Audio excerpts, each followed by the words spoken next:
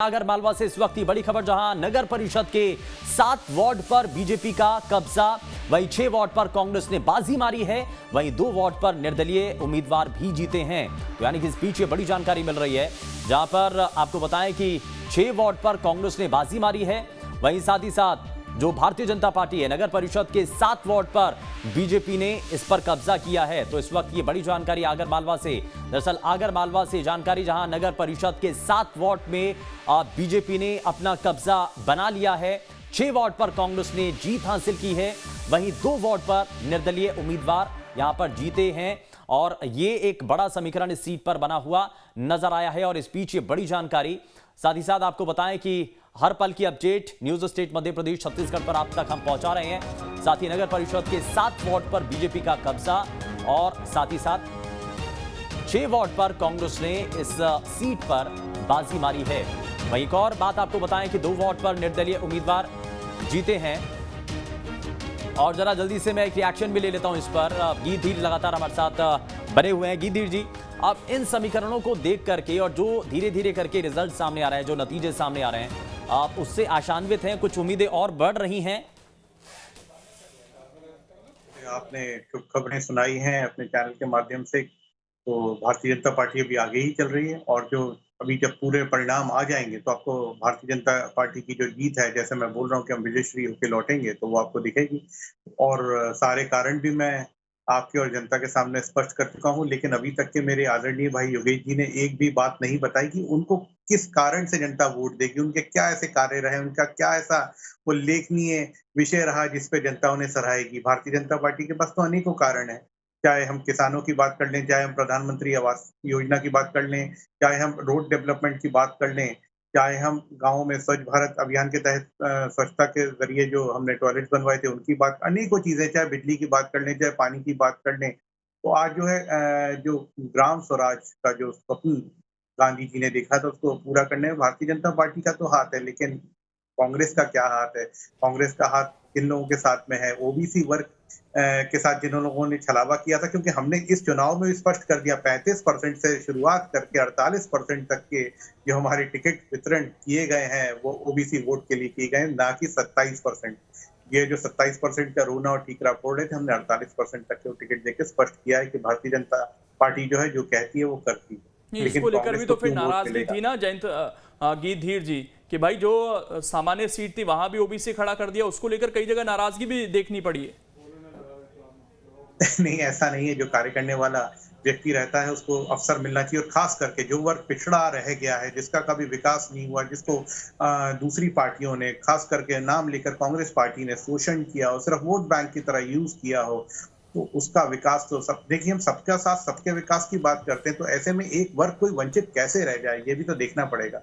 हम चाहे door to door ration की योजना हो तो हर एक वर्ग के लिए लाए, चाहे पिछड़ा हो, चाहे ओबीसी, चाहे वो जनजाति हो, चाहे अनुसूचित जनजाति हो, तो हम तो सबके लिए बात करते हैं। तो उस दृष्टिकोण से भी मैं इस पर ओबीसी जयंत वर्ग वर्मा के जी साथ से एक छलावा रिएक्शन कैसे लेना होने चाहता हूं। जयंत वर्मा जी, जिन मुद्दों की चर्चा हो रही थी इस चुनाव से पहले, जो हो हल्ला था ओबीसी को लेकर, अंत में इस चुनाव में क्या आपको लगा कि वो एक बड़ा फैक्टर बना इस चुनाव के अंदर?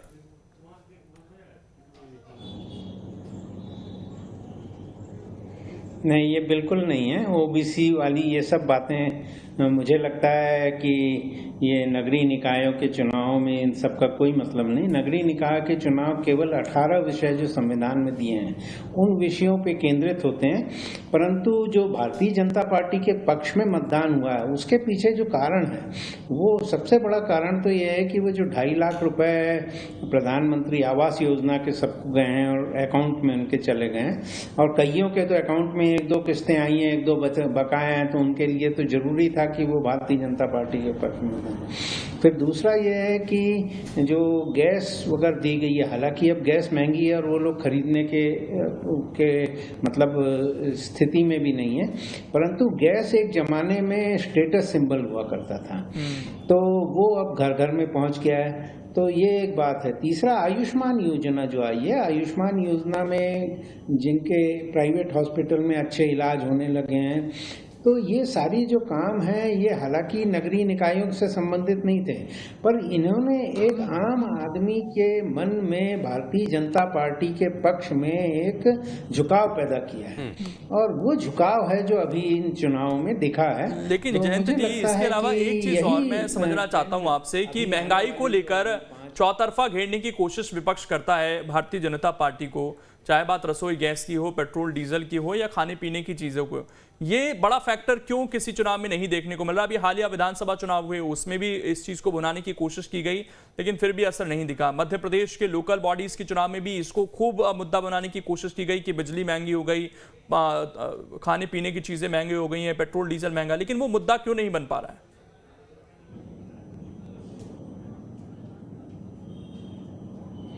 देखिए, जो बहुमत है, बहुमत तो बहुत गरीब लोगों का है, और जो झुग्गी झोंपड़ियों में रहते हैं ऐसे लोग, और उनको वो 1 रुपए किलो जो राशन मिल जाता है तो उससे उनका काफ़ी काम हो जाता है। 1 दिन की मजदूरी में महीने भर का उनका पूरा राशन आ जाता है। तो मुझे लगता है कि बाकी जो महंगाई है वो महंगाई मध्य वर्ग के लिए है, और मध्य वर्ग के जो वोटर हैं वो एक तो वोट भी कम करते हैं, और दूसरा उनका जो संख्या है, परसेंटेज है, वो बहुत कम है। तो इसके कारण ये जो झुकाव है वो बेसिकली गरीब वर्ग का है, और वो गरीब वर्ग का झुकाव है जिसके कारण की इतना बहुमत भारतीय जनता पार्टी। लेकिन एक बड़ा पॉइंट आपने रखा था, आपने कहा कि जो ओबीसी आरक्षण के साथ चुनाव संपन्न कराना ये इतना बड़ा मुद्दा नहीं था।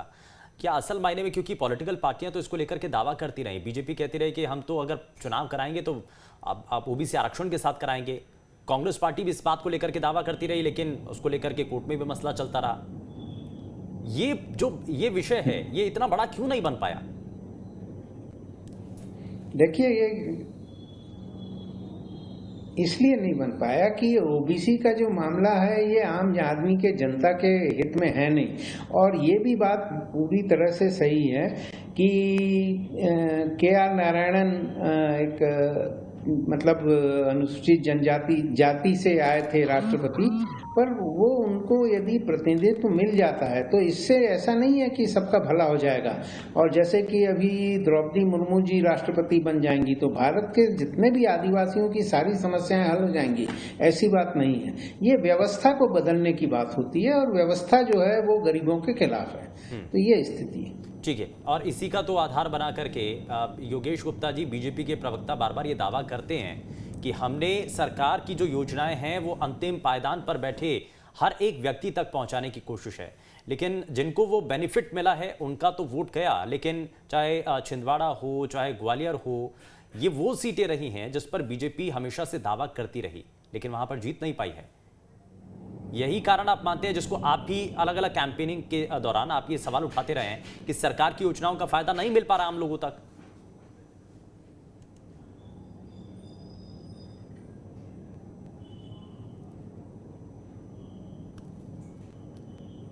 योगेश जी।